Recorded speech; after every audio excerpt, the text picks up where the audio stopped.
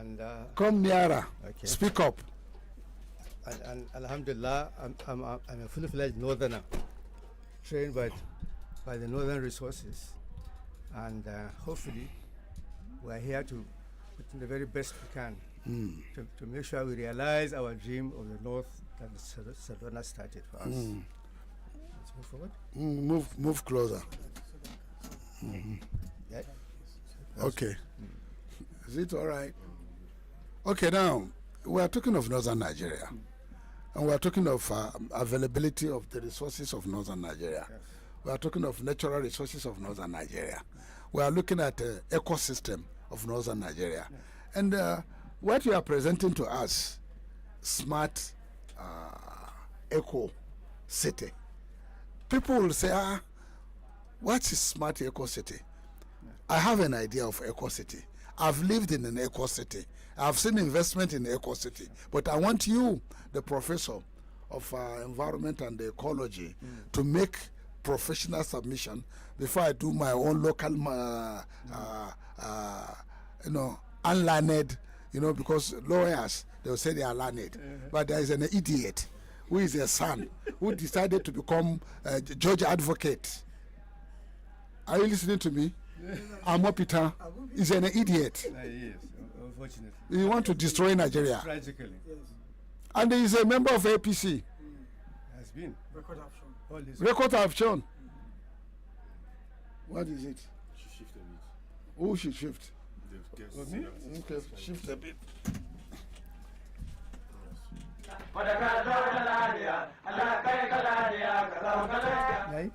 Right? So we are looking at eco smart eco city Yeah. in the forests of Niger, Yes. Kaduna, Zamfara, and Katsina. Number one challenge, people will start asking you, forest, bandit. Yes. And when I lived in the same eco city in Malaysia, Yes. I was asking my family there. I have a family there. I said, you are living in a forest. Won't thieves come in? They say, how? How will a thief? I say, we are surrounded by thick forest. This estate is within a forest. Yes. Yes. It's environmental, what do you call it? Sustenance. Yes. I say, environmental sustenance. Yes. I say, but where is the security?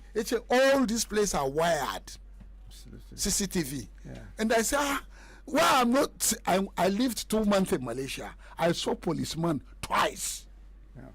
I'm not surprised. I saw a police with uniform only twice. Yeah. One, when I was passing through a police station. My route passed through a police station at the Kuala Lumpur business headquarters. They have a beautiful business center. They have the beautiful shops, the Twin Tower, which used to be the tallest building in the world by then. It's where I saw a police. In fact, I wanted to take picture with the police, but I don't have the guts to say, let's take picture. I didn't see a police again till I'm coming back to Nigeria, and I went to the airport and I'm gave my passport that I'm going back. And then, because of the crime, if you commit a crime, you cannot get out. Because why? You have to put your hands in a BVN sort of approach. They have this, as if it's a BVN. You put your fingers. When you are coming in, they'll take your fingerprints. When you are going out, they take your fingerprints. If there is no issue pertaining to you, they'll stamp your passport and bye-bye. Right. That's why there are 2 police at the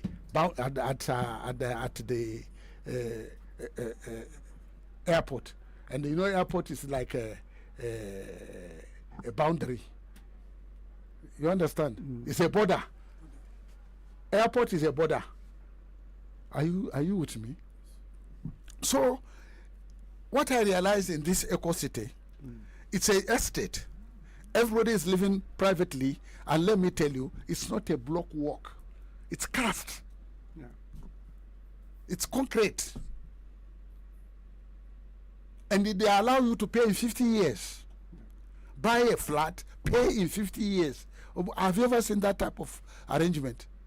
I say, why are they selling these flats and they are paying 50 years, pay small? They say yes, so that it's not vacant. Yeah, absolutely. So that it's not an abandoned. Project, exactly. If you price it beyond their capacity, nobody will come in and it will depreciate. Yeah, absolutely. And then you'll be able to see people homeless sleeping by the roadside because they cannot afford. But when you talk of your this, Yes. because it seems I'm hijacking your project. No, you're not. No, because I know what you are talking about. You see, you have Kamuku National Park, Yes. where the Boko Haram are based. You have Kwembana Forest. Boko Haram also are based there, and some Fulani bandits. Yes. You have Kago Forest Reserve, now Kago National Park. Kogo is Kogo.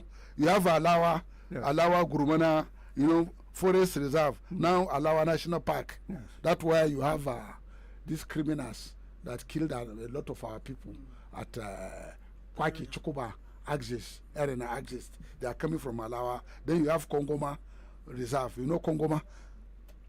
Then you have Mando. You know that one is in Kaduna. Yeah. But that Mando stretch up to up to Kurumingiwa. Kasan Kurumingiwa? How did you know Kurumingiwa? Yeah, I move around those routes. How did you know so much about Nigeria like this? I love traveling. Which is good for a young man. For your age, for you to know too much. Excellent. So now Dogondawa, that is in Birningwari area. Dogondawa, that is in Zamfara. Dogondawa is in around Zamfara. Is it? Am I correct? Of course. Then you have the Birningwari. You know this Birningwari linked up with Mando. It's also linked up with Alawa. Kasan Girigori. Kai, how do you know Girigori? But you know all this bush, this thing, this is it's all straight No, all co- to Sambisa forest. No, come here. You know, Come here. We are it stretches part down of to our. you know, it stretches down to Sambisa forest. What normally happen as the forest is coming, it will cut off. They will settle. They will have a settlement there. The settlement will be expanding. It will become a town. Then it stretches so from here down to even Sambisa. It will stretch to from Golgore to har ya wuce can shi ne kasa Har ya tafi Senegal. yes sosai To, ka san abin da muke cewa an ce yaya wannan shi Professor me sunanka kuma? Mustapha Zubairu ya yi wa gwamnonin Arewa ta kofar gwamnan Niger mai girma Muhammadu Umar Bago. Shi ne kofa. Kasan ba za ka je ka shiga gidaje ba za ka je ka samu gwamnoni ka ce ga magana ba sai ka samu kofa. To akan tsarin da ya zo da shi na sake zama sake daidaita sake arewa. dauda arewa yana magana cewa wayannan dazuzzuka a mai da su kaman wajen hutawa a yi gidaje masu na alatu gidaje masu kyau. To kasan idan baka fahimci rayuwa ba za ka gane ba me zai kai ni kurmi. Amma ai wannan kurmin akwai mutane a ciki suna zaune a gargajiyance. To yaya za a mai da rayuwarsu kaga yanzu an tada mutane Alawa, an tada mutanen Gurmana, an mutanen Faki Cukuba duka an koro su. To amma idan muka ce su koma za mu musu ciki da falo ne ko za su koma ne ta rayuwa irin da zamani ya kawo. Yaya za mu kara wa kasanmu daraja da turawa za su rika zuwa hutu. In bature ya zo hutu yana so ya ga tsuntsaye, yana so ya ga dazuzzuka, yana so ya ga dabbobi wanda Allah ya ajiye don kasarsu ba su da waɗannan abubuwan. Wato bi ma'ana ya zan ma bayani ne ma da Hausa ka gane. Wato kasan abin da tura ke kira winter. Yes. Lokacin sanyi kenan. wato tsakanin November, December, January, February zuwa March. Ka san wata 4 ne ko 5. To akwai tsuntsaye da suke Ingila za su taso su zo nan Yobe kamar kaga Gashuwa Yobe akwai fadamu akwai kuma desert. fadamu wetland Yes. Oga, So check wetland of Yobe for me. All right. Exciting Badeggi now. Bade to, ka san abin da yasa to idan tsuntsu zai tashi ya bar kasan Ingila saboda sanyi ya dawo Yobe nan Najeriya, to ai ya kamata turawa ma da hali in suna da inda za su zauna cikin tsaro su huta lokacin da suke hutun wata 3 za su dawo nan dazuzzukan nan. Yes. An yi resort, ana kiran shi resort. Yes. Ka fahimta? Of course. Ka fahimta? So, Kana ganewa? To shine Professor Mustafa. Mustapha abin da ya kai wa gwamnonin arewa kenan, cewa mu arewa kada mu ga dazuzzukan nan kamar mazaunin 'yan ta'adda, a kori 'yan ta'adda su tafi in su bar kasanmu, domin yawancinsu ba 'yan kasa ba ne. Waɗanda suke damun mutanen Kayama ai mutanen Benin ne, of course. Bedouins ne. Amma ka san saboda akwai alaka Intermarriage. alaka ibariba, akwai ibariba a nan Nigeria, akwai ibariba a Benin. Niki ai Benin ne, Of course. Kotonu ne, amma kabila ɗaya ne, turawa ta raba su. To waɗannan kabilun su suka zo suka ce yau sun zama 'yan jihadi wanda suke so su koya mutane addini, wanda suka ɗauki bindiga suka ce sun kamo mutane sun zama bayi. To yaya za mu kori 'yan iskan nan daga dazuzzukan nan har ma a kai ga a gina gidajen alatu? To kuma ka ce a gina gidajen alatu a Kamuku National Park ko a Koyan Bana ko Kogo Forest ko kuma a Alawa, Kwangoma da Mando da Dogon Dawa da Birnin Gwari, to ai yaya za a yi da waɗanda suke kama mu suke cewa mu kawo miliyan 10 miliyan 20 a san an samu bature sa a ce a kawo biliyan 10? Very terrible. So I think the professor can talk us through on that. Well, first of all, thank you very much. I always listen with a lot of respect to Baba Badeggi. The core issue as far of this project is that we are looking for a very smart way for 19 northern states to make an investment that will attract foreigners. I mean, you have described it perfectly. Foreigners are still looking for where places they can come to relax, enjoy themselves. We are making the city smart simply because we are introducing all the necessary gadgetry that will make it easier For them to survive survive without feeling the absence of the standard of life they have from where they come from. Absolutely. Yes. So the technology is already available. You understand what I'm saying? The same way, if you remember, well, Sardauna didn't have the technology that we have today, but he was looking at the entire Aliwa, not portions of it. If our governors are smart, this is the time for them to begin to look at Aliwa in its entirety, beyond the States, small areas they are controlling. So that's why, for me, this is one very important investment. So you design it as a smart city, you design it as an investment, and you interact with developers and investors who will come from different parts of the world, because you have created the enabling environment, you have created the facilities of interest to them. Essentially, this is our job, to create the city, to market the city. We don't have to be the ones to live there initially, but if you have, it takes one successful city to lead to another and to another and to another and to another. So this is an investment. This is the first of the, and what I hope to be a series of investments to take place in this area. So this is basically the whole argument about this eco city, and I'm glad Baba has lived in some of these areas. I've lived in Eco City. You see, Oga, it's unfortunate that some of our governors did not travel, but I would like to invite His Excellency Malam Umaru Bako to travel with us to Korea, to travel with us to Malaysia, Yeah. I would like to invite Malam Ubago to come to Gentin. It's an eco city in the hills. It's a holiday resort. Yes. One of the most beautiful holiday resort Yes. in the world. Absolutely. Gentin. Yes. In Malaysia. It started in 1965. Check Gentin for me, Malaysia. It's a holiday resort. It's about 4,000 to 5,000 meters above the sea level. When you are at Gentin, you are in the midst of the cloud. It's a city in the cloud. Yeah, absolutely. And then this is a 24-hour city. Yeah. It's a compact city. Yeah.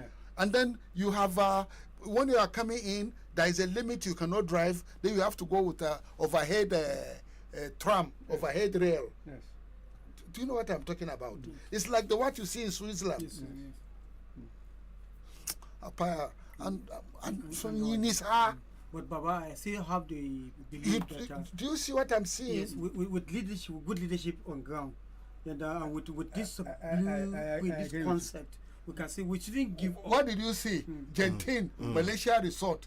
Please, come down. Come, take it. No, I say come. I'm very silly. Sorry, Okay, look. Excuse me, sir. Move. Move closer. Move closer. Yes. Show me Resort World Gentin, First World Hotel. Show me There are some pictures from. Show me. Yes. You see, I stayed there for a day. See the rooms? Yeah. Sky Tropolis. Yes, from land. Go ahead. Yeah, see. These are the cuisines. Yeah. So what I want you to do, I want you to take all these pictures of Gentin. Give us more. There are more. Yes. There are games where they have the games, where they have the trapeze, where they have musicians coming in. They have restaurants. You see? Yes. You see? Trapeze. You know what they call trapeze? Yeah. Do you know trapeze? Yeah, I do. They have games. This is what you are talking about. Yes. Families come for holidays, Yes. and then people come from abroad to come specifically to This is an indoor snow. snow. Yes. Baba. Do you know why some of these projects are successful? But what I'm asking you, Yes, sir. I'm the one who is telling you this. Yes, I know. I've been there. Yeah. I'm asking our governor, will the governor believe in what we are telling him? He has to. Does he realize he has a rendezvous with his rendezvous with this Destiny of it. destiny? Destiny. Governor Bago is a rendezvous with destiny. Absolutely. And if he can exploit the days that remain for him to reassert his commitment, I'm sorry, I don't know. Am I wrong? No, you are not. You are not wrong. Apaya. You are not. You know, and that is why this the concept is very important. Yes. Like you said, you are having the former governor happen to be the gateway. It's a gateway, Yes. but the former governor that is a gateway to this fact, to this concept, the Resort World Gentin is. I went there. I know what you are talking about. If I've not gone to this place, I cannot be able to assimilate what you are saying. Millions of dollars have been made in Malaysia through this, and it's completely private owned. Absolutely. And security is tight Yes. in every corner. Yes. And above all, it's affordable. Why don't you read about it for us? Okay. Give us the story of Gentin, and then the person that first came to set it up. It's a Chinese. All right. Resort World Genting RWG is Malaysia's premier integrated hill resort, located approximately 45 minutes to an hour from Kuala Lumpur. Positioned atop the cool Genting Islands, the resort features a vast complex of 7 hotels with over 10,500 rooms, world-class theme parks, and the country's only legal land-based casino. The Genting Sky Worlds and Theme Park, the key attractions and entertainment. There's a major outdoor theme park with 9 movie-inspired worlds. Operating hours start from 10 a.m. to 6 p.m. Closed every Tuesday except on public and school holiday. Hotel guests at RWG and Resort World Awana can enjoy exclusive early access starting at 9:30 a.m. The Skytropolis Indoor Theme Park, a massive all-weather indoor park located within the First World Plaza. The Sky Avenue, the resort's lifestyle hub featuring hundreds of retail outlets and dining options like Five Guys and Coffee Terrace. It also hosts free hourly LED light shows. The Chinsui Caves Temple, a scenic religious site located mid-hill, accessible via the cable car. Cable, I told you of cable car. Yes. Go ahead. So we have upcoming events in this 2026 as the Arena of Stars is hosting several major performances, including the Kenny G World Tour by 12 July, the Pan Mecha 2026 World Tour, and the Huang Ping 25 April 2026, and Huang Ping Ping Live on 2nd May 2026. Definitely, I have to attend one of them, and we'll invite His Excellency to come along with us. About they go together. We want the governor to see the world. It's what we have. Apaya, Niger is very, very rich. It's not alluvial gold. The aquifer of water out from the toll gate is not more than 20 meters. Do you know what I'm talking about? We can farm throughout the year in Minna in Niger State. We are very rich. We only need partners who will bring their resources to invest. Yeah, absolutely. Yeah, this is the key. And then give them the control. Yeah, this is the key. Get bothered about the security. Yeah, this is the key. You are not going, Say, Baba. Baba, me I don't check for room already for the Genting. Say, Baba, me I don't check for the room we go stay now. You know, Yes, Baba, let's go. One of the most important facts about this type of project is the fact that it's affordable. You know, it sounds big, it sounds sophisticated. But it's affordable. Okay, what is the typical room? Find out the typical room. Alright, just a minute. Where guests staying for at least 1 week. I think this fact you're bringing now is very important because as you are coming with this very laudable project, they might be looking at the resources involved. Probably is going to consume more, and we be shying away from it. So I think it is important. It's important that if you can, this the breakdown, so that at least what are we looking at to come up with this thing? PPP is a word. Yes, the PPP. It is a concept. I've told you the one in Genting. Yes. It started over since 19. Check the history. So even if you are getting partners from the foreign land now, from check the history. Korea, saying looking at you contribute 15% or 25%. That's not the way to look at it. Check the history. Let's show you how it starts. Okay, read the history. Is viable. All right. The history of the Resort World Genting began with a bold vision in 1963 to transform a remote mountain peak into Malaysia's premier tourist destination. The vision, founding and early construction between 1963 to 1971, Tan Sri Lim Gotong conceived the idea for a cool climate hill resort during a business trip to the Cameron Islands in 1963. The site, he identified Mount Ulukali as the ideal location due to its proximity to Kuala Lumpur. Incorporation, Genting Islands Berhad was officially established on April 27, 1965. Between 1965 and 1969, Lim Gotong personally led the construction of a 20-kilometer private access road to the summit, a project many skeptics believed was impossible. In 1969, Tunku Abdul Rahman, Malaysia's first prime minister, suggested the resort apply for a gaming license to accelerate development. Growth and expansion. The resort officially opened on May 8, 1979 with its first 71, I beg your pardon, with its first hotel, the Islands Hotel, now the Theme Park Hotel. The company went public on the Kuala Lumpur Stock Exchange in 1971 to fund further expansion. Over the following decades, the resort added iconic landmarks. Between 1981 to 1984, opening of Genting Grad and the Resort World Awana. In 1994, completion of the Chinsui Caves Temple after 18 years of manual labor. And in 1997, launch of the Genting Skyway, at the time the longest and fastest cable car in Southeast Asia.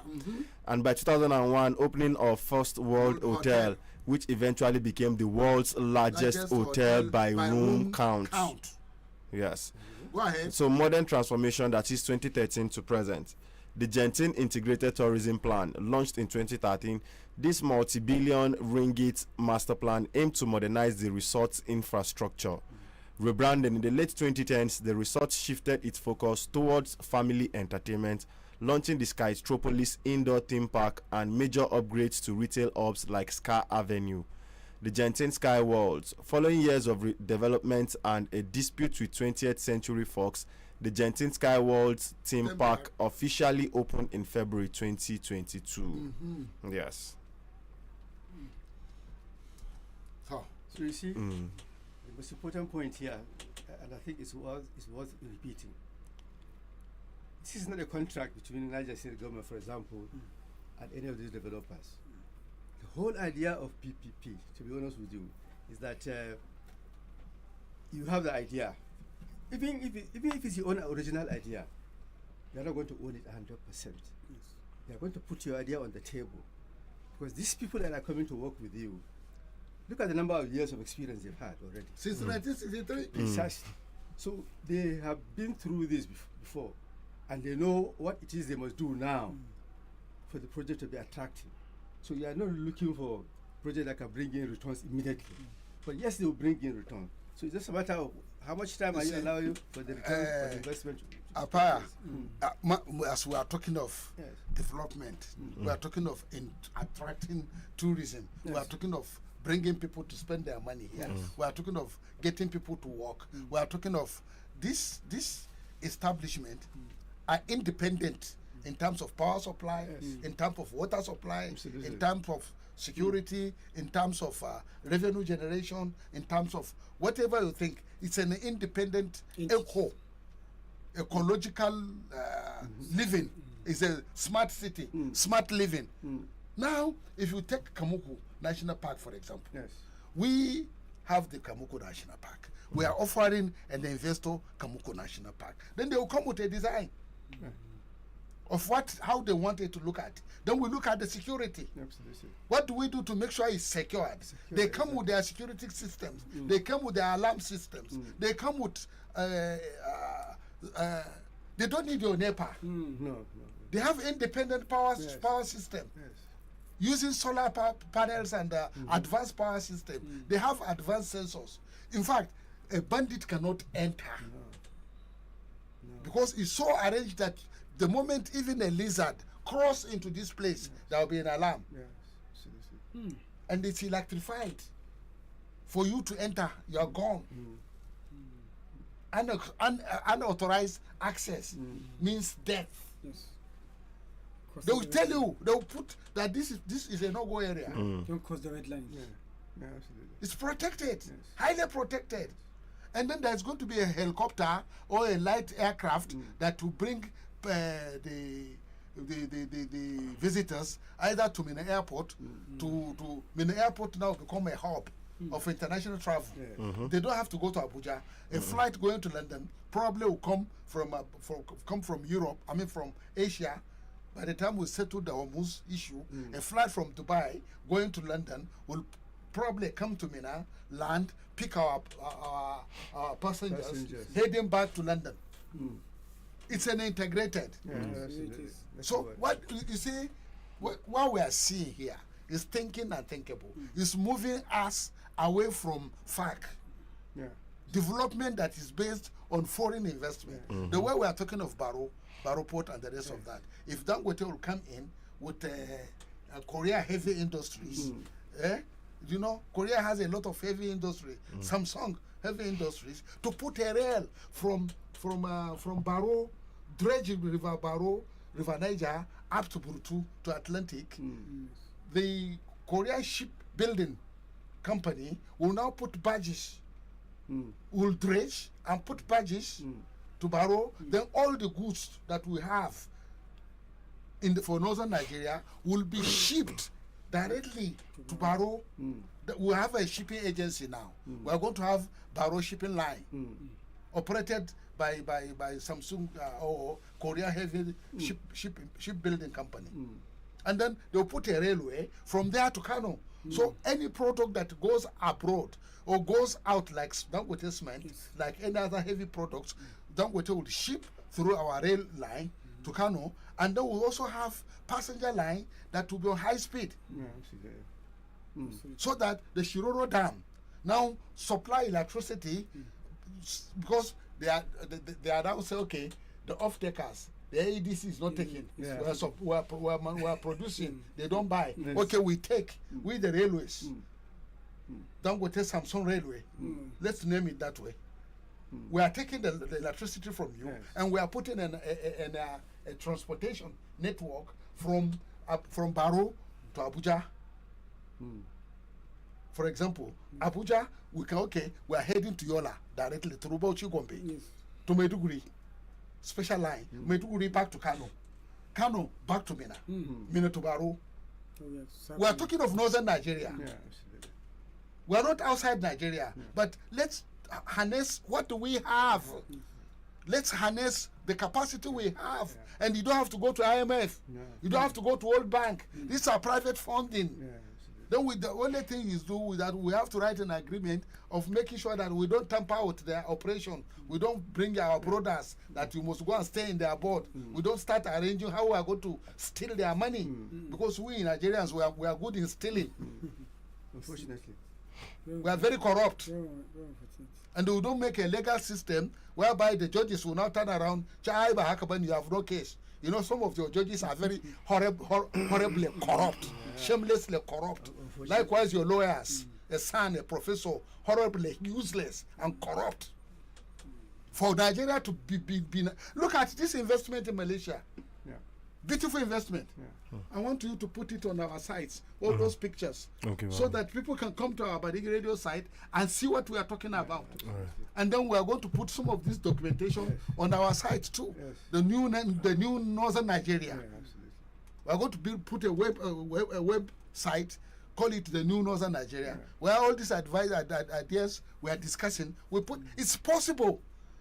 It's not an imaginary syndrome. It's not kabu. No, we have to move away from. In Malaysia, you don't see tricycle. In Malaysia, you don't see kabu, and they are not as wealthy as we are. That's the truth. They are poor. That is the truth. They took palm kernel from here, and they are second producer of palm oil. And then the palm oil they produce, they are not consuming palm oil, but it's advanced pharmaceutical grade vegetable oil. They will remove the oil and it will become white. Kagani. Do you understand what I mean? This is an opening. This is a proposal. I'm excited. Will the government of Niger State be excited? Will the government of Niger State pull in the next governors? If we can be excited of our future, will there be any argument over election? No, Absolutely not. Absolutely. We cannot be fighting each other over election. It's not about party. What do we do for our people? So long you are doing good, we just say, okay, it's a nominal. Go up to the poll and put your ballot. You know that it's working for you. He doesn't need to campaign. If Bago buy into what we are saying, will he campaign? No. He doesn't need to campaign. He doesn't need to. I don't know. I'm sorry if I say something that. So, Prof, now how do you interrelate this now so that it can come as a hope, a unique project for the North? How do they buy into this? Despite the fact that we're looking at the governance at a threshold. Yes, well. So that you can ease their. I do understand what you are saying. As long as Governor Bago sees himself as somebody who will drive the process, talking for and on behalf of 19 northern states as a critical starting point. So it is not his project 100%, but it's playing a very important role. All the other governors who must see themselves as part of it. The reason why southwestern Nigeria has been very successful is simply because they managed to wean themselves all this state mentality. From fact. There's no day you go there and find people talking about what is in it for Lagos State, for Ondo State, for Ogun State. No, they've gone past that state. Even the experts, the agriculture experts, They're talking of engineering and so Western on. Nigeria. Exactly. They're all working for and on behalf of Western Nigeria. Western Nigeria. The Yorubas. So But don't you think the homogeneity of the Western is another factor? It's not the Western Nigeria is not homogeneous. The Ondo Yoruba man is different from Kaba Yoruba man. The Kaba Yoruba man is different from Oyo Yoruba man. The Oyo Yoruba man is a little bit different from Ibadan Yoruba man. Am I correct? Likewise, when you go to Lagos, Lagos is not a Yoruba town. no, it's not. You see Egun and what do you call these people of Badeggi? It worries. Aworis and the Egun Yes. and Bini people Yes. and Nupe people. Yes. Oshodi Takpa. Lagos is a Nupe town. It is. It's a trading post. It is. It's not a Yoruba town. But they bury the differences and No, the Lagos, certain economies. Lagos is still. Look, let me tell you, Lagos is still a ghetto. Caught me anywhere. I've lived in Lagos for more than 20 to 30 years. I know Lagos in and out. Lagos, the standard of living in Lagos is very poor. The quality of life in Lagos is very poor. But because of the Lagos Financial Center, Lagos because of the port, then there are two Lagos. Lagos of the common man and Lagos of the upper class. The Lekki, the Victoria Island, the Ikoyi. There are two Lagos. There is business Lagos and there is a poor man, common trader Lagos. But how do we merge this different world into one? Into one. And then be able to develop and have a stability. Yes.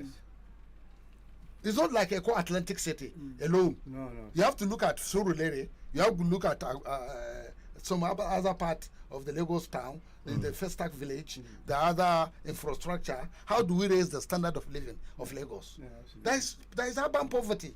Yeah, plenty of it. Plenty of urban poverty. There's no doubt about it. And that's why you have area boys. Yeah. And that's why we have robberies and petty criminals. They are excluded. And that's why you cannot say it's a tribal thing. Our tribe man is there. Yeah. We are going to enjoy. It's not true. So how do we amplify that here so that probably we can get to know the potentialities that we have in?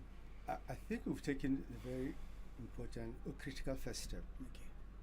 At least convincing ourselves Yes. that this is doable. Have you put it there? The next challenge will be how on earth are you going to begin to sell these ideas to people around us? This is absolutely important. It will take a while for that to come to pass. Essentially, if you notice, that was what Premier attempted to what do. they are putting there? To look at the The whole write-up. of the The write-up. northern region as one development unit, Sample. as opposed to 19 Okay, sample. state governments. Unfortunately, as soon as he died, This is a sample we are going to all put that in. stopped. But we have to revive it.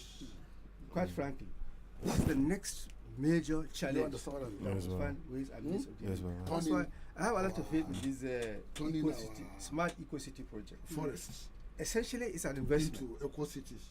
Yeah, encouraging people, these Malaysian people and so on and so forth, to come and invest.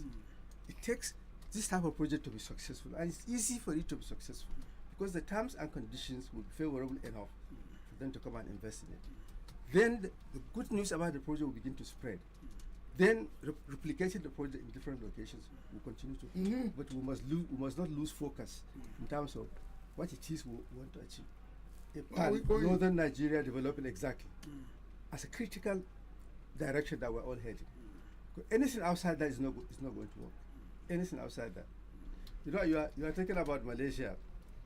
The last time I was there, you won't believe it. They were producing palm oil. Now they realize that Jetropa, Just drop our biodiesel pays more than palm oil. So they're shifting into it now. In fact, one of the, even though that one is not a Malaysian company, it's not a Malaysian company, but they came, that one was no, I think South Korean, no, it was not South Korea, Singaporean, I beg your pardon. he confronted us in one of our meetings and said, look, give me land anywhere in Niger State to set up Jatropha plantation. I will do two things for you immediately. Set up a biodiesel refinery and organic fertilizer refinery. But I want the two refineries to sit on the same site, because the byproduct of the refinery is the raw material of the biodiesel refinery. And they want to use conveyor belt to move the byproduct from one end of it to the other. It's as simple as that. And their job is to produce as much of this biodiesel, and then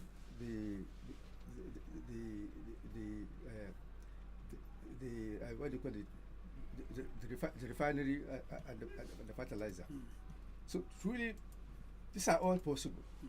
So all we need to do now is to stop thinking local, to start thinking continental, and to begin to develop projects that will be attractive enough. Tom, we have taken our time. Even though you've said something that about we can start it, and not necessarily we must get it now, but at least since the conversation has just begun, Yes.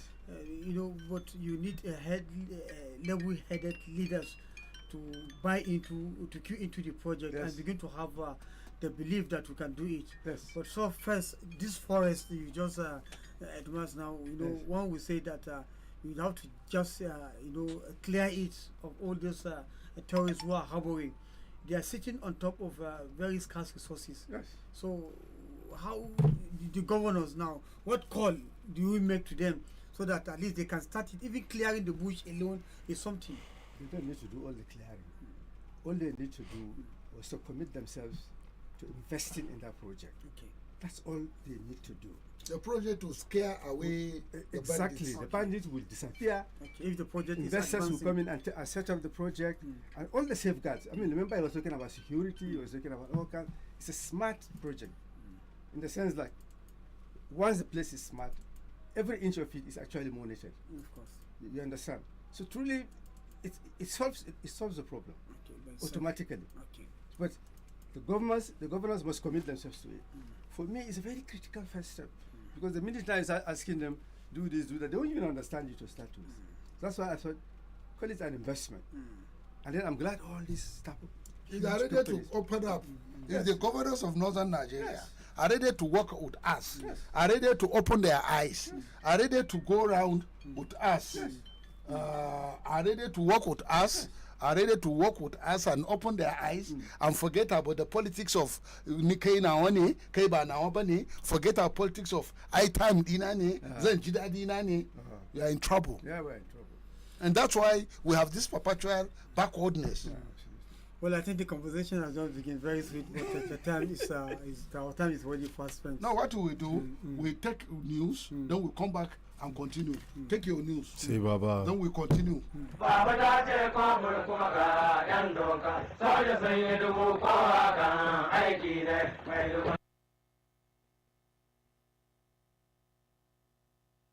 The People's Radio Station, Badeggi FM.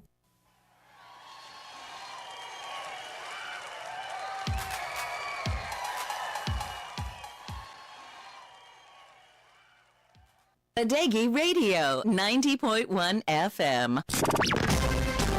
News. Get the latest news in Nigeria and the world over on Badeggi Radio. We give you the latest updates and keep you informed 10 a.m. every morning with News Flash. Keep up with what's happening on the globe with news at 12 noon and get more information with news at 5 p.m. Get all you need to know in one place. News.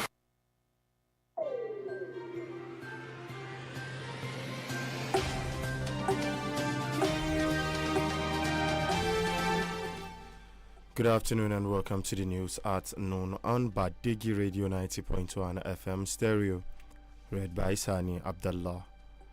Today, Wednesday, 15th April 2026, equivalent to 27th Shawwal 1447 after Hijrah. Security is everybody's business. Be vigilant and report any suspicious movement of persons to the security agencies. Now, the headlines. Minister of Finance warns against a subsidy return. A civil society organization decries over severe hardship in Nigeria. And in the foreign scene, Italy to end defense agreement with Israel. And on the news in full. Minister of Finance and Coordinating Minister of the Economy, Wale Edun, has ruled out any return to fuel and foreign exchange subsidies, warning that reversing recent reforms could undermine the country's fragile economic gains despite a potentially favorable oil price environment. Speaking at a press conference after the Intergovernmental Group of 20 meetings in Washington, D.C., Edun, who chairs the G24, stressed that while higher crude prices may boost revenues for oil-producing countries like Nigeria, the broader impacts of the ongoing global energy shock present a more complex and less benign reality. According to him, it is important that we don't have a return to generalized subsidies, a sort of relapse into policies that have not proven successful in the past, noting that recent reforms under President Bola Ahmed Tinubu were already delivering progress before being disrupted by external shocks. Nigeria's total public debt rose by 14.61 trillion naira year-on-year to 159.28 trillion naira as of December 31st, 2025, according to the latest data released by the Debt Management Office. The figures show that the country's debt stock increased from 114.67 trillion naira recorded in December 2024, representing a 10.1% rise over the one-year period. In dollar terms, Nigeria's public debt climbed from $94.23 billion in December 2024 to $100.97 billion in December 2025, marking an increase of 16.75 billion naira.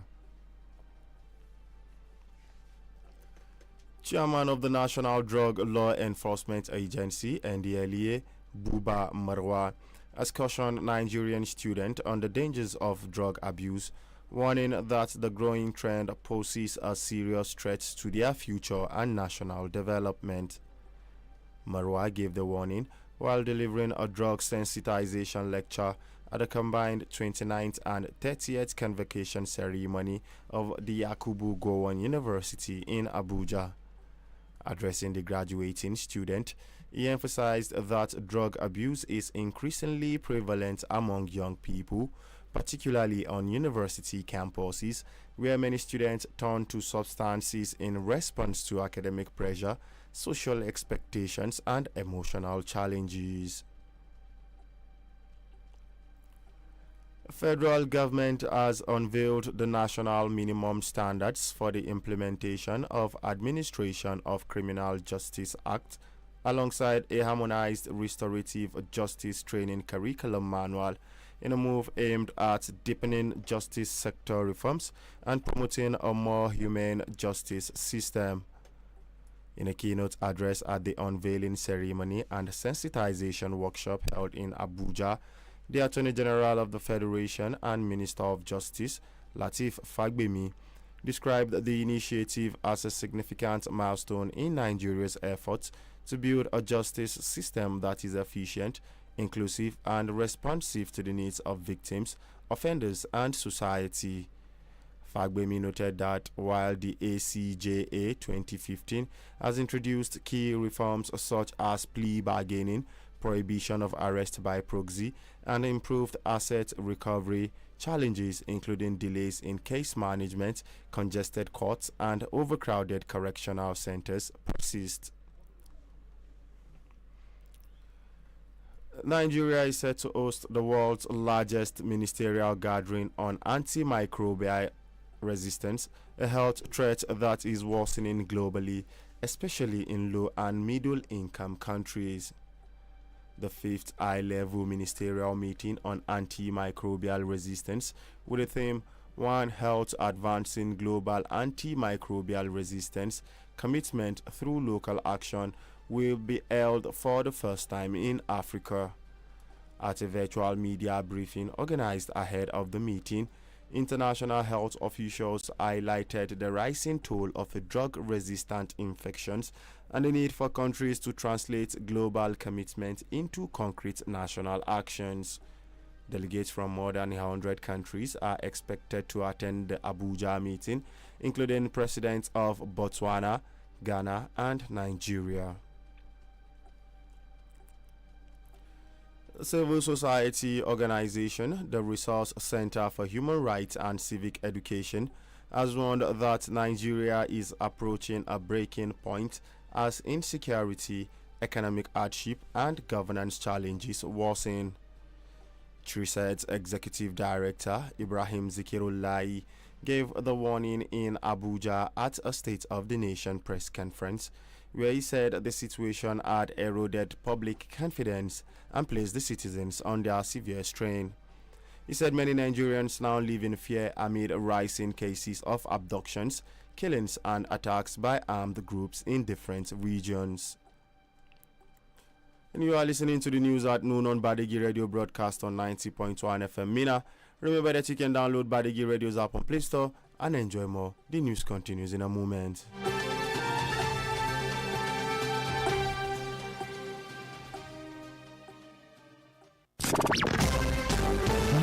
Breaking news, national news, local news, sport news, foreign news, and business news. Everything newsworthy lives here on your credible and reliable news source, Badeggi 90.1 FM.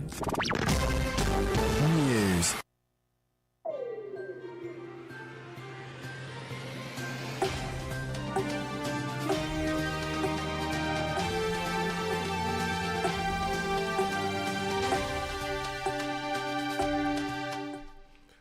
Welcome back from that short break, and now back to the news. The Niger State House of Assembly has passed a new law regulating the activities of scavengers, scrap metal dealers, and pantaker operators within residential areas across the state. The bill, a private member initiative, was passed during plenary at the Assembly complex in Minna, following the adoption of a joint committee report by the Committees on Environment and Climate Change and Judiciary and Legal Matters. Presenting the report, Chairman of the Joint Committees, Mohammed Garba, representing Aguara constituency, said stakeholders were engaged through a public hearing to consider concerns around the proposed legislation. House of Representatives has directed the Central Bank of Nigeria to suspend forthwith disbursements to ZTE Corporation pending satisfactory explanations on the execution of the $460 million closed-circuit television CCTV surveillance project in the Federal Capital Territory.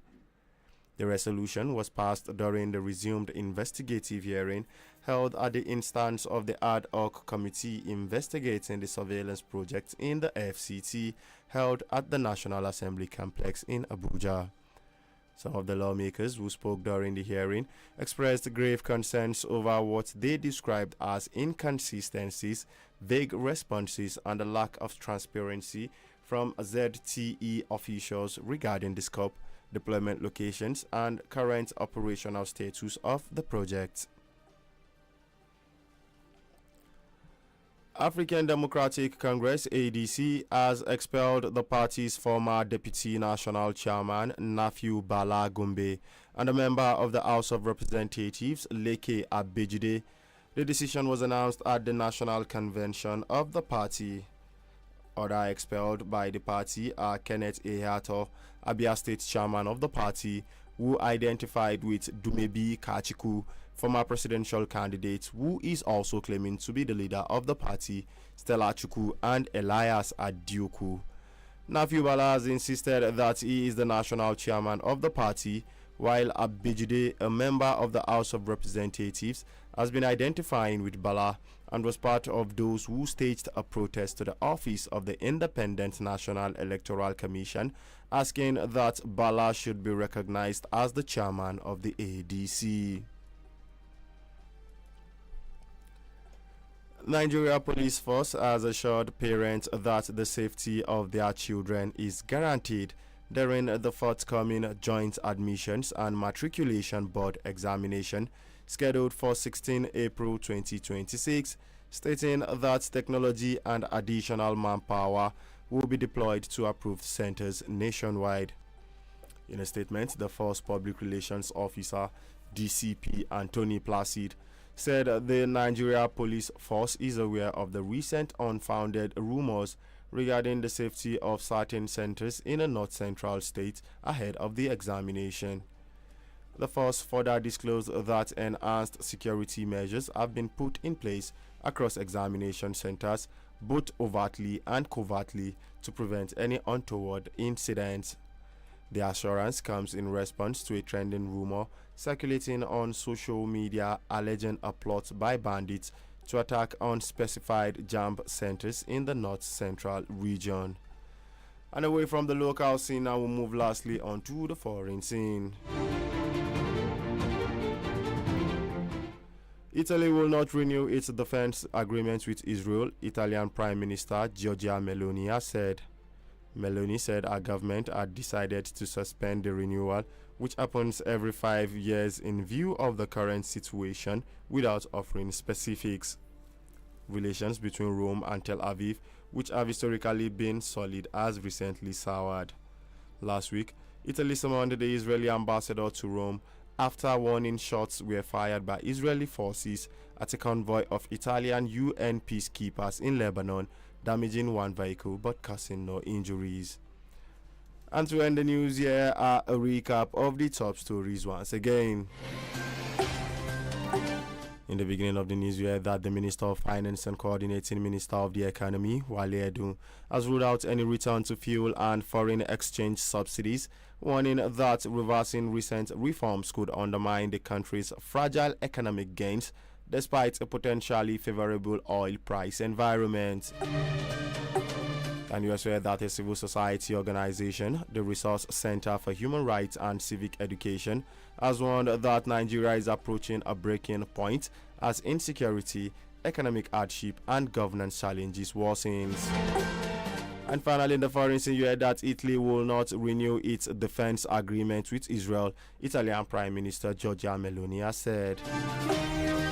And that's the news. Don't forget to like, follow, and comment on our social media pages. On Facebook at Badeggi Radio 90.1 MHZFM, on X at Badeggi 901 FM, on Instagram and on YouTube at Badeggi Radio 90.1 FM. We stream live on Radio Garden and on Radio Box at Badeggi Radio 90.1 FM. Or you can log on to badeggiradio.com to listen to us live from anywhere in the world.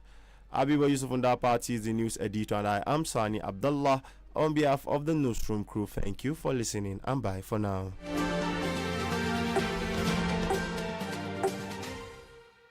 90.1 FM.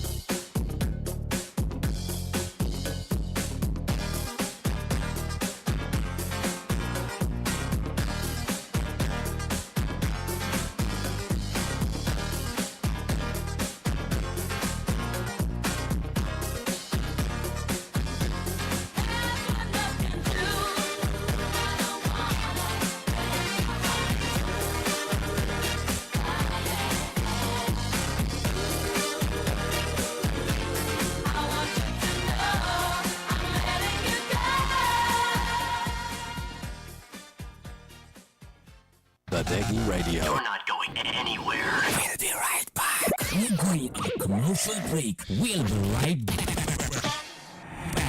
We'll be right back. emi ya pataki dana ya buchacha chiji bewoche chichiji ata to zukolo chiji kede eyelonye arewa ta chindana ya yi gwatanye NSDC International Market and Motor Park Sulejo nadan mini zuko kuochi mini zuko na ifikin Nigeria babu na fayina na zawangi je wobe uchichi ita IBB Market Sulejo be gwadanye takada erito kakenye kangarikin neja Umar Muhammad Bagwe buchana wajina undia da sungwatanye wachechechina na jibwa ayegbo shishi sanyi endoro aja wagasha gogo kataba ne so engichi ifina wato wire house gangani beba na waje so banye banki woyina abie gunchi saba wato asibiti tatangi na mawaya owo mini eya ninio komo eya gubana mini egwa fin yibo be wachechechi ndo chiji zandondoga ewo ya zona wago shago nanaji ebo ngulucha wachuji kendo goyina muchafe yawo karayi arbe na wa yawo zone zana dagwa zuko na yi kangari kin neja enunu Umar Muhammad Bago gangani be eginu sati shikin Nigeria na yi iyalo jana nyakin Nigeria babun na fiyayi alaja mujita fola shade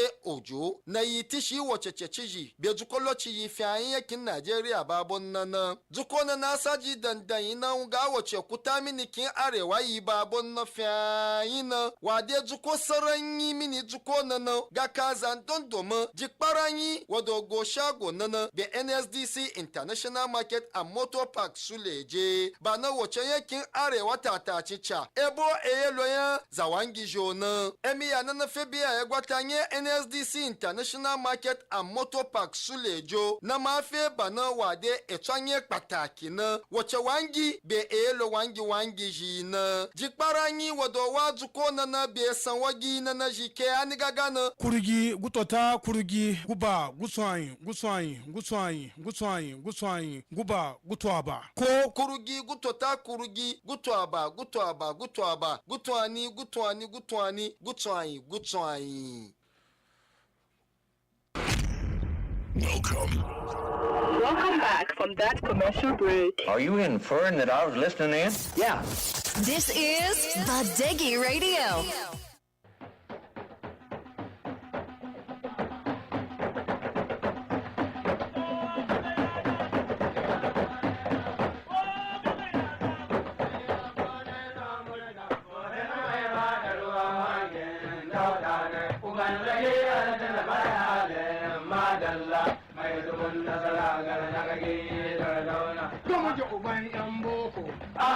Amadu mai tawakale go Allah diga mai zale. Gamuji uban yan boko.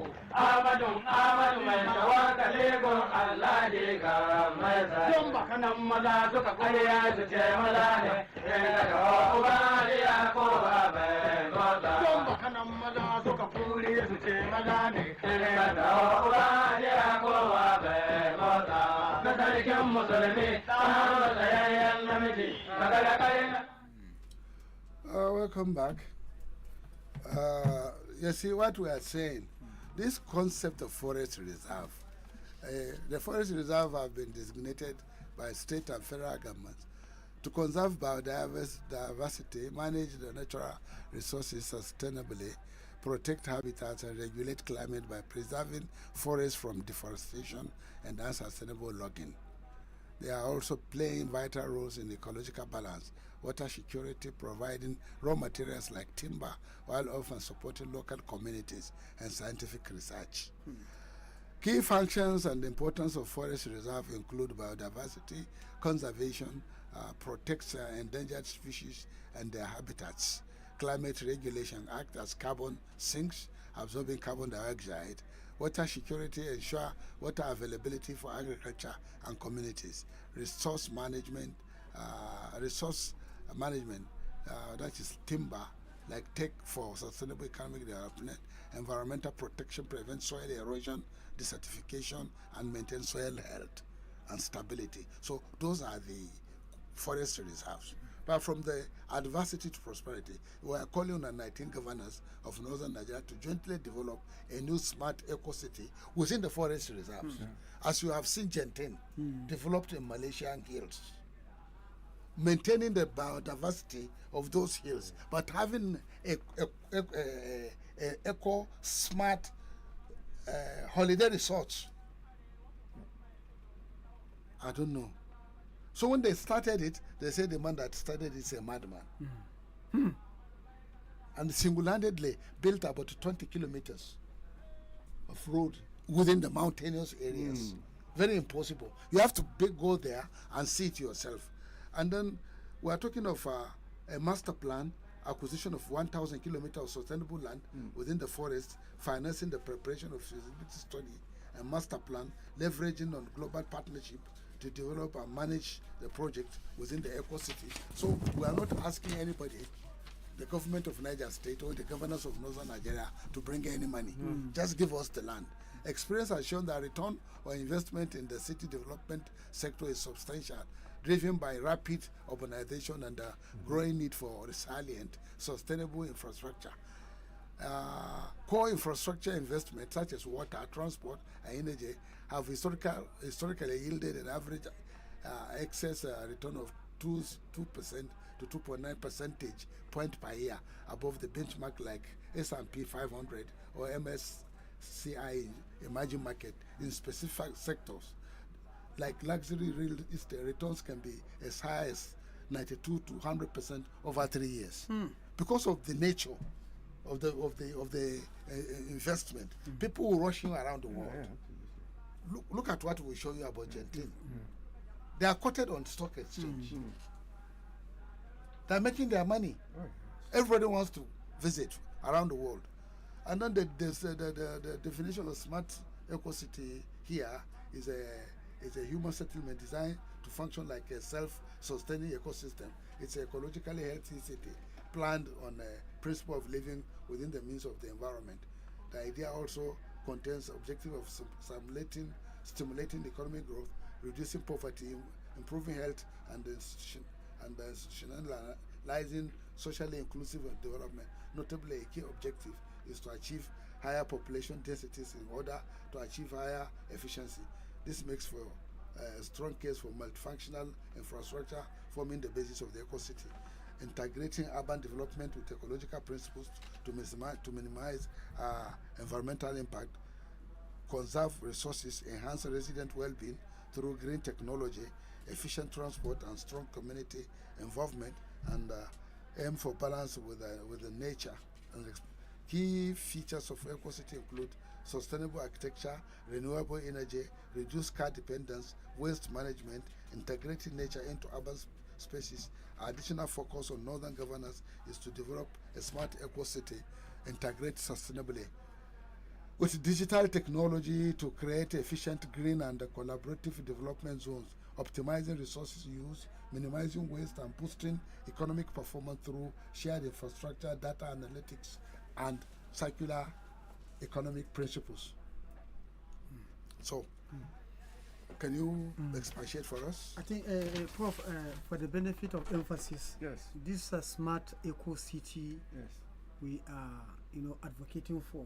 This is what Saudi Arabia is thinking. Yes. And this is what Qatar has been thinking. Yes. So what exactly do we need from the northern governors? Essentially, a decision to commit a piece of land for the project, commit resources to produce the master plan, to commit a bit of resources to begin to market the project. For example, this outfit here would have been the best outfit to market this project. The world needs to know that there is this project in the offing. The world needs to know that this is the kind of project we're envisaging. That's all we need to do for now. Then the rest will take care of itself. Governments are not very good at marketing this type of project, but they are good at committing land for this type of project. They are good at committing resources to start the project. The rest will take care of itself. Like you said, we're not waiting for government to bring money for anything. If you do that, you're not going to go anywhere. But you need a government that's a bit proactive, who understand what this is all about, and to allow a project like this to take off. That's all there is to it, actually. But otherwise, there are a lot of arguments to advance, which may not necessarily be particularly productive. I'm very worried about the fact that very little is happening in terms of, since we produced this document, and I know we pass it on to government. In fact, incidentally, it was only yesterday, a friend of mine from Abuja called me to say, has anybody contacted you about this project among the 19 northern governors? I said, no, not yet. He said, but he spoke to all of them, gave them a copy of each of these documents. I said, well, the biggest culprit as far as I'm concerned is our own governor, because we pass it to them through him. So this is the challenge, to be honest with you. We like we were discussing the other day. I think we may have to start looking at the possibility of tying this project to some of our elders too. Okay. For example, I mean, there are elders who are very, very informed, who can help to market all this project. Some of the issues raised about this particular project, I'm sure there are other elders who know about similar projects. So the more of our people become aware of the potential of this type of project, the better for us. But if they don't know, they don't know. This is the problem, quite frankly. But we must find a way of bridging this gap so that more and more people become aware of this project. So that's why I think talking to our elders, getting them to buy into the project, and helping us to drive this project would be maybe a very critical starting point as far as this project is concerned. And there's one more thing that you need to let them know. Yes. It could be somebody can start it. It's not necessarily like the one we just compare. We're looking as a point of reference. It was started by somebody they perceived to be a mad person. The madness has eventually turned to marvelous thing.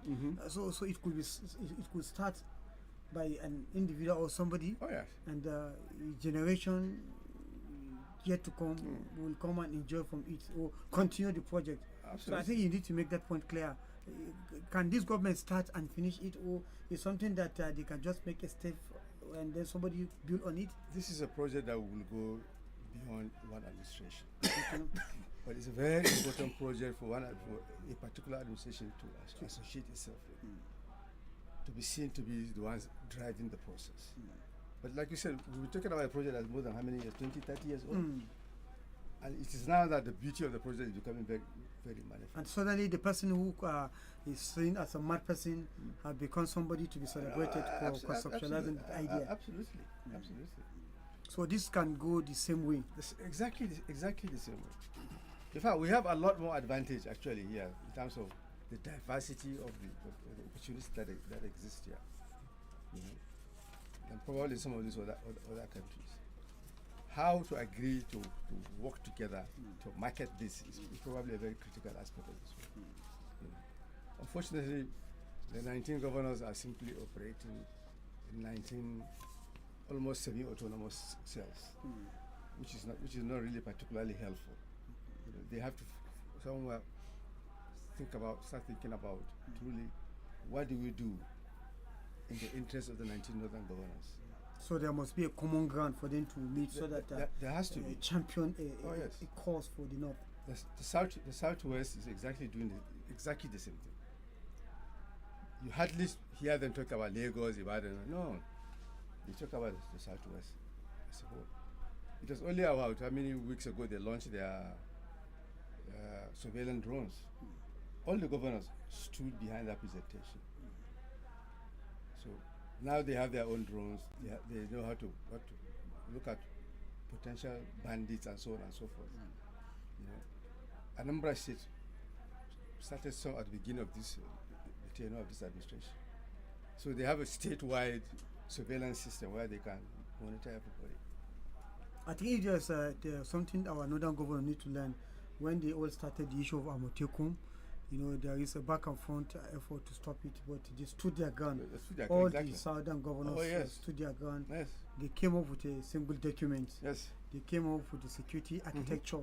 They came up with how to finance it. Absolutely. At the end of the day, today, relatively, when you think of we say there is a peace in the southern region compared to the north that is being ravaged by bandits. Exactly. And it seems to be very much helpless. Yes. Nobody seems to be standing his ground to deal with this insecurity. And now you're talking about drones again. Yes. Are you not even looking at this type of project that they might want to steal this type of project? You mean the southern governors? No, there is enough for everybody. To be honest with you, the key is the conception of the project itself. There are projects if they are properly conceived, they know they can be implemented only here and nowhere else. There are projects that can be implemented in more than one location. Our job is to market those type of projects to make sure we convince investors to come and invest in this type of project. It is as simple as that. But otherwise, if you have a good project and you don't market it very well, somebody can take it away from you and be successful at it. For me, these are the core issues. You know, Arewa has to find a way of doing a good job, or whatever is happening. I don't know if Baba saw the letter I wrote to one of his friends. This issue of security is becoming very serious in this part of the country. But do you know that you can actually integrate facial recognition into this surveillance business, so that you see the faces of the bandits. You know where they come from. Exactly. You Facial recognition. Madalla, and you have a database where all this are stored. So if a bandit shows up more than one, you know he's a bandit, and you can arrest him, prosecute him, without making too much noise. So these are all possible. Otherwise, we're not about to solve the problem. But many analysts have come to say that where you see the activities of bandits become so prominent is where you have some, gold and other natural resources. So harnessing those resources illegally could be the reason why probably the issue of leaders coming together to champion a single cause that will be beneficiary to all. Don't you see that as being one of the factors? We have to make a decision. Are we going to make our decision in our own collective interests to look after those who are the most vulnerable in our society, to make sure that they're not killed simply because they are poor and so on and so forth? So it's a responsibility we have to be able to undertake ourselves. If you allow illegal miners to continue to do the activities, a lot of our people are going to continue to be killed. I know an illegal miner is not interested in actually what happens subsequently. And the land is completely destroyed. The people are killed. I remember there was one story that was about a week or so old now. This, is it Southern Kaduna area now? Oh, I can't remember the name of that area. Apparently, that area was attacked twice. Apparently, the reason was simple. There's a massive lithium deposit in that area. So they simply went there, killed as many people as possible, drove them away. And they brought in experts to immediately mine all this lithium, cutted them away. Those people have found a way of protecting them, of making sure that they are not subjected to any tax system up to the port, and they're able to move this out of the country easily. So this is what is happening. And this shouldn't be the case. Somebody somewhere has to protect our people. But you can see the people, nobody's protecting anybody. People are just suffering. And that's not, so that's not right. I think Baba, the only time we're going to surmount this problem is when we're going to have leaders who have the think like the Sadona, because as it is now, what Sadona has been able to put on ground in the north till today, people are still enjoying it. Yes. You think of the legacy he's going to bequeath, not what he's going to get. And unfortunately, we find ourselves in a situation where leaders always first think about themselves. Yes. Contrary to what Sadona used to be, you think about the people, think about North, then think about Nigeria. Absolutely. Before he comes. And that is the more reason why, even as the time the murder or assassinate Sadona, going to his bank account, his account is having zero account. In fact, he's even indebted. With all the opportunities he have. Absolutely. But today you have leaders who they see this opportunity as they don't see it as an opportunity. It's more or less their own birthright. So until we get leaders who will begin to think of in the direction of Sadona, I think we have a very long way to go. And this beautiful project will actually not see the light of the day until we begin to think. And the people in the north, stop glorifying, leaders who are mismanaging resources. Yes. Because what is happening now is that once you become a leader, even from your family, your people will begin to think of what have you gotten. If you are not even careful, if you want to be incorruptible, after serving office, they will be insulting. What have you gotten? You have gotten nothing. Absolutely. So I think even the people, there's advocacy need to go, that people should be condemning the act of corruption, because the people are the ones who are encouraging these leaders. I don't know, Baba. Well, the way I'm looking at it, Yes. it's beyond preparation of master plan Yes. for the eco city. It's a great leap forward. The way they did in China. Check for me, great leap forward. The philosophy of great leap forward.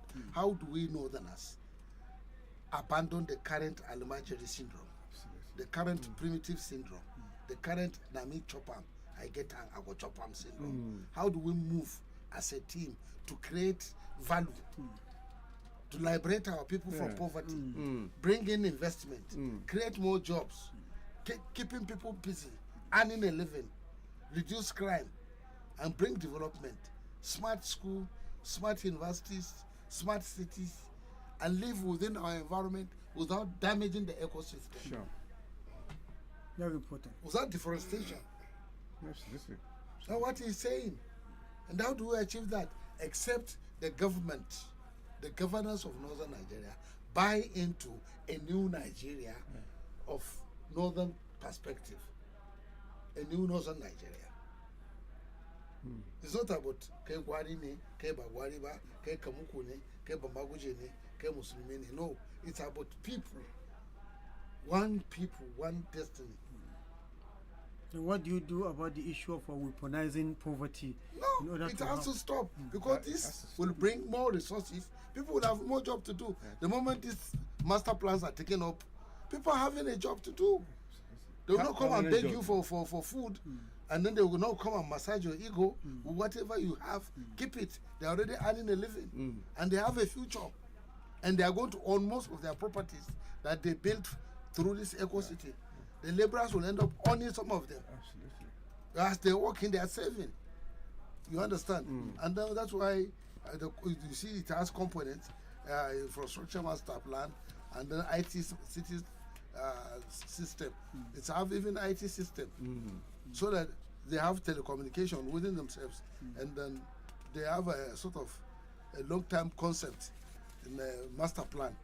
That is it. But it all depends on where we are going. Yes.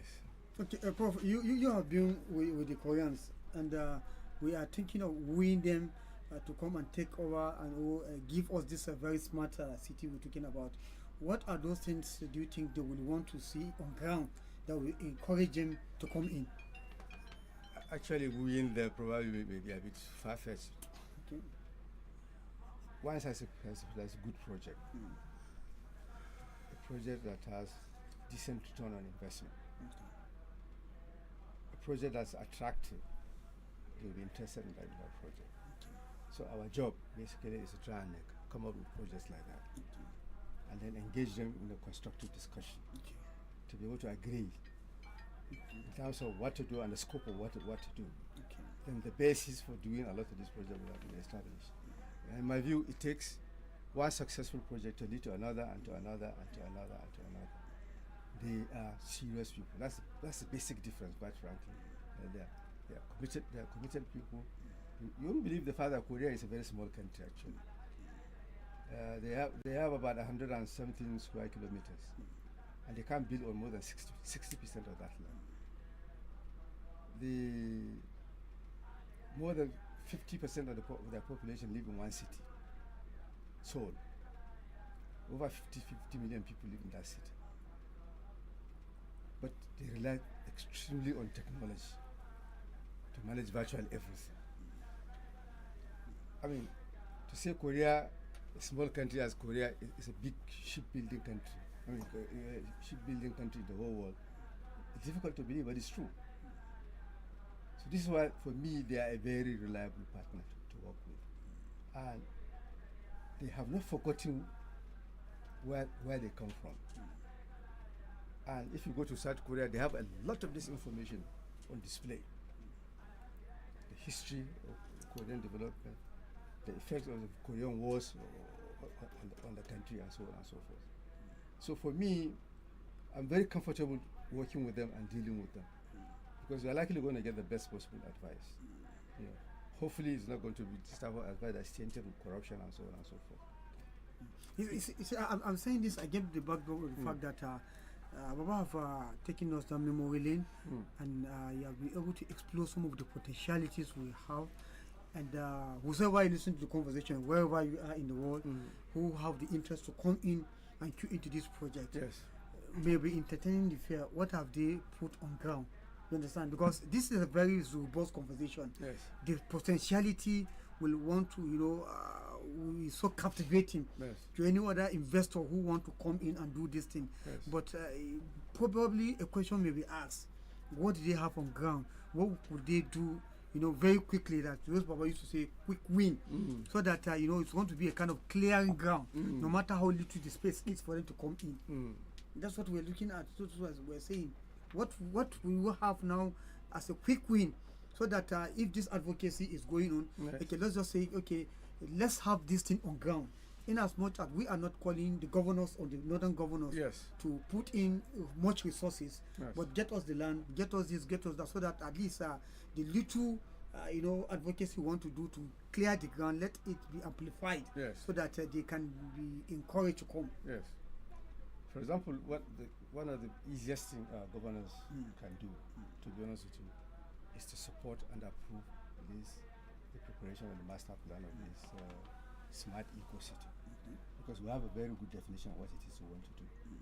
We're not saying the government should bring money for it. The government is only providing money to produce the master plan. To be honest with you, there's even the possibility that if people read through our document, they can even fund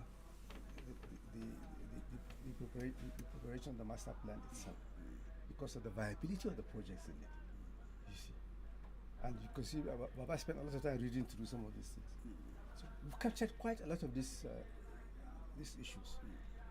So it's up to us now to find a way of marketing all these things and to deal with those people who are substantially serious about it. It's the whole thing is that the northern governors have to come together as a pressure group and to drag in the federal government to approve the concept. Absolutely. We are not looking for money from World Bank. We are not going to IMF for this. People with their money are bringing it, so long we give them an enabling environment. What they are looking for is an enabling environment to transport this natural habitat into another format of human endeavor, where humans and the habitat will coexist without structurally damaging the environment. Exactly. Not cutting down the firewood, not using firewood for cooking, using solar panels for lighting, using solar panels for storage of electricity, and then be able to be independent to some large extent. And then these cities are going to be spending money. And people that live around will earn a living. Definitely. You understand? It's not the point that, okay, what are you talking about? We are talking of leap forward. How do we leap forward and become industrialized? It's not about Kabu Kabu or Bungana or Kaiyao. Even the Bunga you are talking about, it's already mechanized in China. You see? It's already mechanized. The yam we are growing here, they are also growing yam in China. They are growing cassava tapioca in China. They took your products and took it to China to see if it will do. And it did.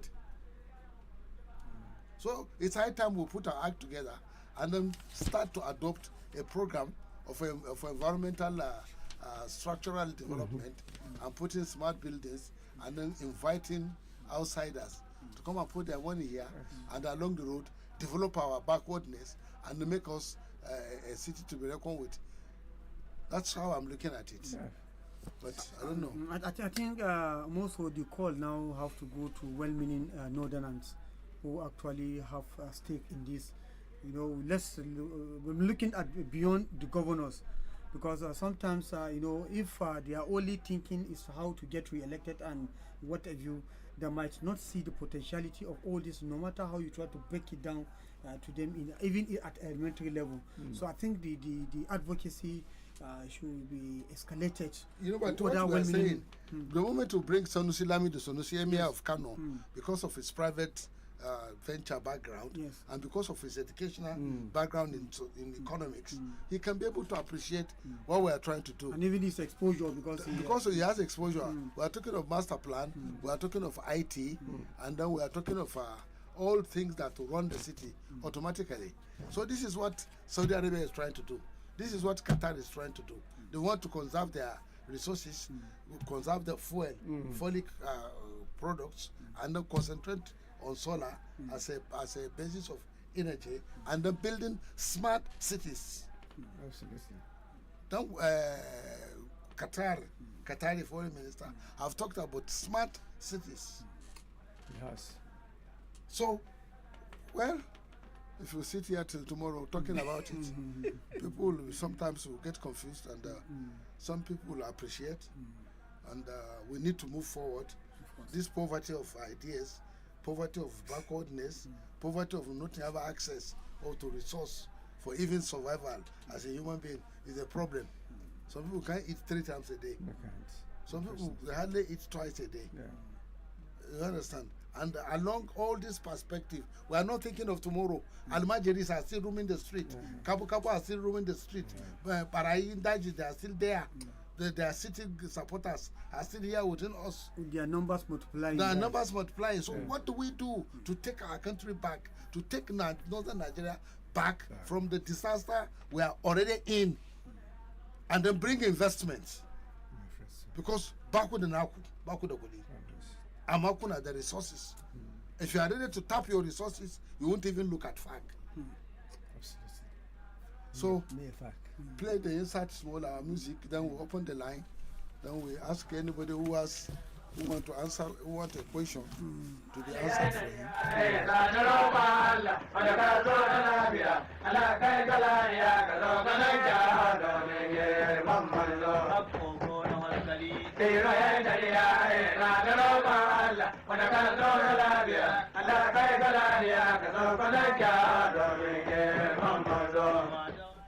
Okay.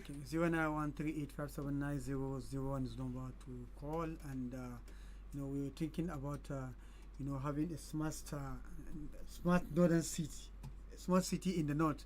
We're looking at how these 19 northern governors could come to champion this cause, and any well-meaning northerners who wishes to see that this north have transformed to something very bigger.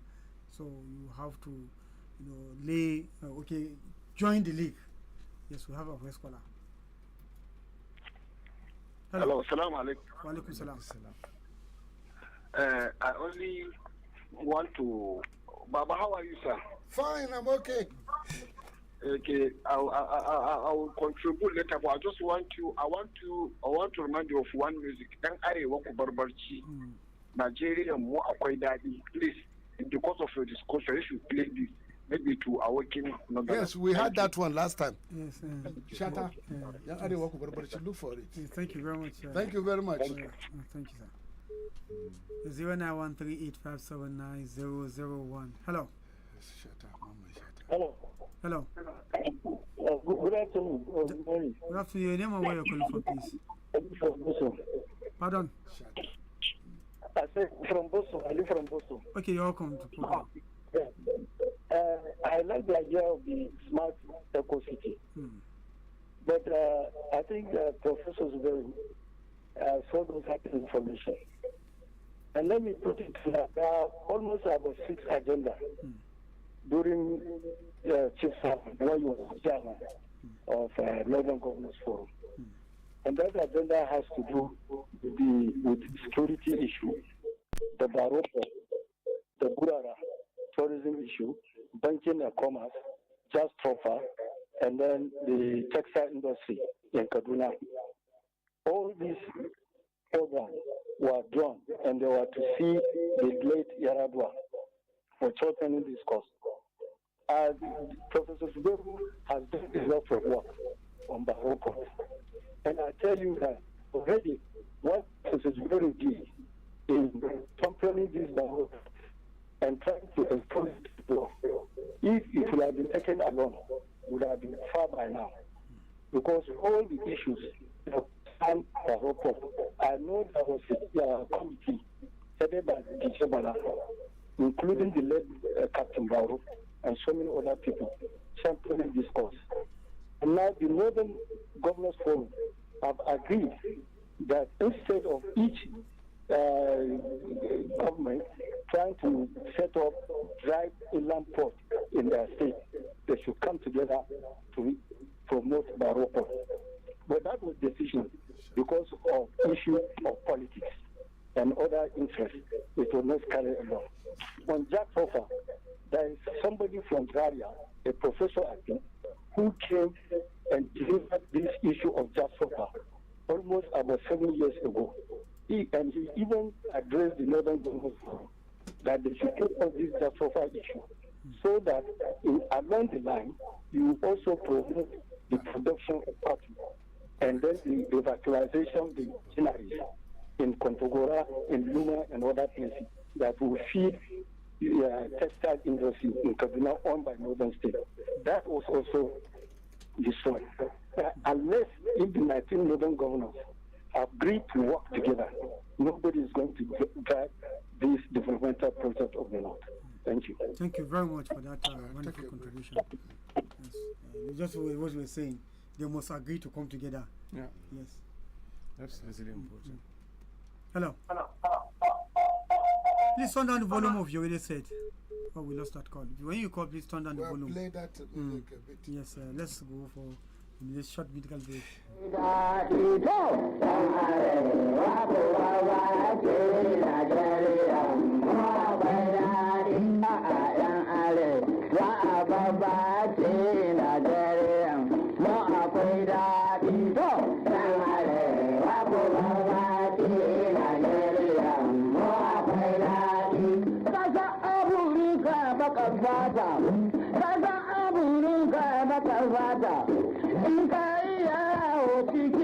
Dubba kamar Najeriya gidan daɗi, Najeriya ga farin jini, Najeriya sai gidan daɗi balle arewa uwa daɗi da arewa uwa baki Najeriya mu akwai daɗi a yan arewa a babbaci Najeriya mu akwai daɗi da yan arewa a babbaci Najeriya.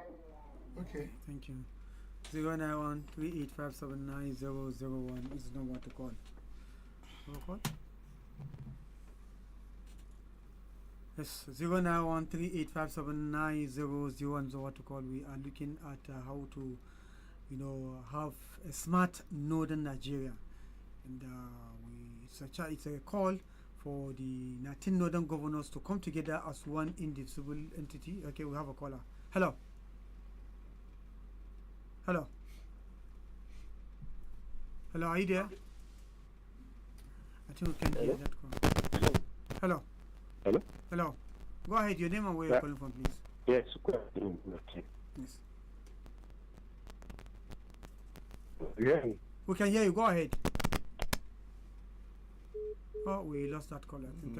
Please do well and call back. 09138579001 is the number to call and make your contribution to this very, very robust discussion. The conversation is about the northern Nigeria. Hello. Hello. Hello. Your name and where you're calling from, please. Yeah, Alhaji Sally, David Macron here. Okay. I was the one who said the Irish should be played. I'm happy I had it. My contribution now for us to have unity is to just to northern governors. Sometimes making in Kaduna, not that it's not good, it's good. But I would have loved if they can be changing, like they go to this village where Sadona was born. What is the name of that village, Baba? Well, one village. Sadona was born in the. It's a village. Oh my God! It's a village where his father was a village district head. Much. Where his father was Rabba. Northern governors should sometimes change. Not only Kaduna, should go to Rabba. After they can go to Tafawa Balewa. Then again, they should visit the houses of all these old northern people that have helped to civilize we northerners. Mr. Keita, the former governor of northern region, what is his name? Kashim something. Follow their family. That will bring it. Even the spirits of those that are dead will continue to bless the Lord. But all of us will forgetting all these people, and that is what we're having crisis. Thank you very much. Thank you very much. I think it's good. He's talking about immortalizing them by why immortalize them. Definitely, you know some of the contribution they have made. You two want to drop a legacy so that at the end of the day, you two could be remembered. I think it's a very, very good call. And when you stay in one place and be, discussing Kaduna, it doesn't really make sense. We have another caller. Hello. Hello. Your name or where you're calling from? Good afternoon. Malam Ibrahim from Okada Road. Okay. You're welcome to the program. My contribution here is simple. The Prof has made very incisive contribution that he has made his presentation succinctly, just like Alhaji Shaibu has also portrayed. But in the preliminaries that the professor has spoken, the issue of security is very paramount, and I don't want to believe that anybody from anywhere in the world, no matter how juicy a project is or no matter how well packaged it is, the first priority they will look at is that issue of insecurity. Now we're talking of the 19 northern state governors. Have they been able to come together as a unit to form a security architecture that will protect northern Nigeria from this proliferation of insecurity that we're having, and banditry and gangsterism and whatever? They have not been able to do that. So what makes you to think that if they cannot even secure their own people, which is the primary objective of any government, protect the lives and property of the citizens, what makes you think they will make commitments in this regard towards the smart eco city? I'm really a little bit skeptical. I am an advocate of synergy, but in a situation whereby this synergy will never see the light of the day, we should have to start thinking out of the box. This project that the Prof has conceived should be 100% privately owned, and I'm happy that he has made three inputs here. The hindrance, he said, when you ask him a question, he spoke about the piece of land. To get a piece of land now is a problem because government does not have a ready-made piece of land unless, for instance, it's a forest reserve owned by the government, then they can sublet it to the private individual. But if you say you want to take up a land, a massive amount of land, you start talking of compensation or relocation of, those who hold the customary right of occupancy to those lands, because there's virtually no land that is free anywhere. And you either compensate them for overriding public interest or you relocate them to another land.